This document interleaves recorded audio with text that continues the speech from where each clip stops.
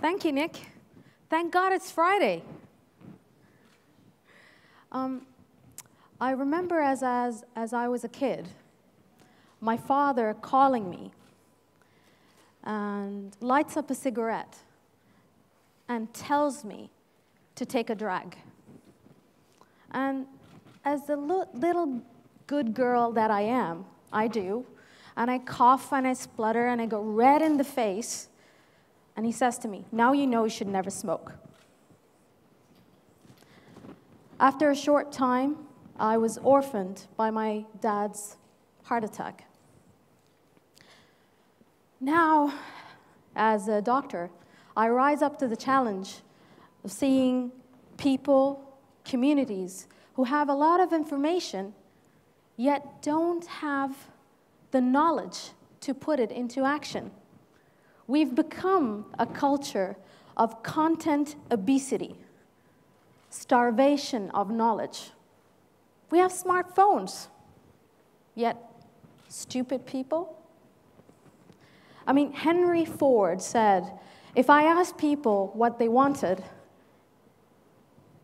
they would have said faster horses. But he gave them the engine.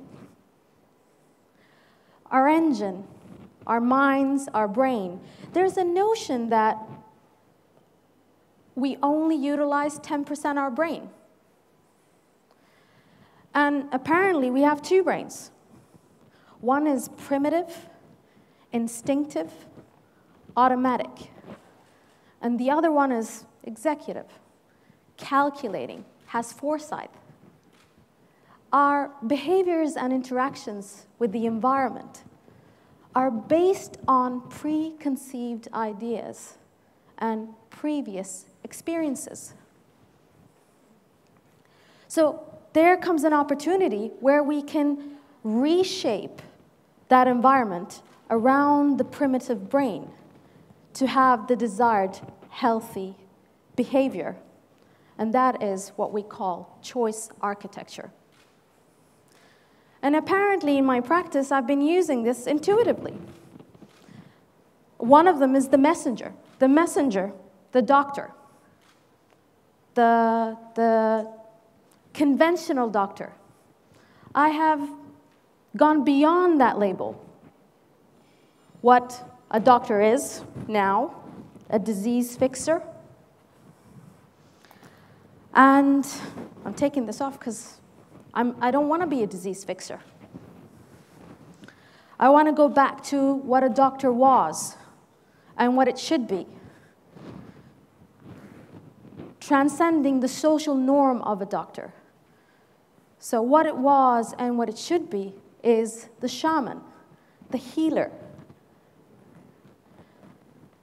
and a confidant, and which makes it easier to use the nudge of a commitment, the promise that I promise you, and I promise to the patient that I'll be with you along your journey. And you have to promise to yourself, be responsible for your behavior.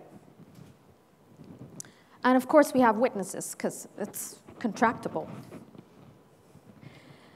And throughout the 4 years I've been practicing here in Abu Dhabi, I've seen considerable amounts of weight loss, reverse diabetes, higher compliance rate, happier people, engaged, and paying it forward to their families and communities. Threefold, fourfold. I mean, look at Apu. Apu is trying to influence the choice of Homer Simpson into going to fruit and vegetables. That's choice architecture. That's nudging him towards fruit and veg. So well done who've taken the stairs today. We've nudged you. If you looked, it says elevator out of order. Actually, they weren't out of order. We just placed them there. We are primed. You know, if we look at a fuller plate, we feel full. So smaller plates that are full make us eat less. If you think about what we're doing here today, or what I'm doing here today, it's a call for all of us. I mean, look at the way we're made. We're human. We have joints. We have muscles. We're made to move and exercise. If we don't use them, they're going to fail us. So these solutions, when they are simple, intuitive, and enjoyable, they are sustainable. To live a good life, you need to live a good life. And when I go back to my father's story, he nudged me when I was young. If I could just time travel, I go in the past, maybe someone could have nudged him to stop smoking. He would have been here today. And he'd be looking at me and saying, "Good on you, girl."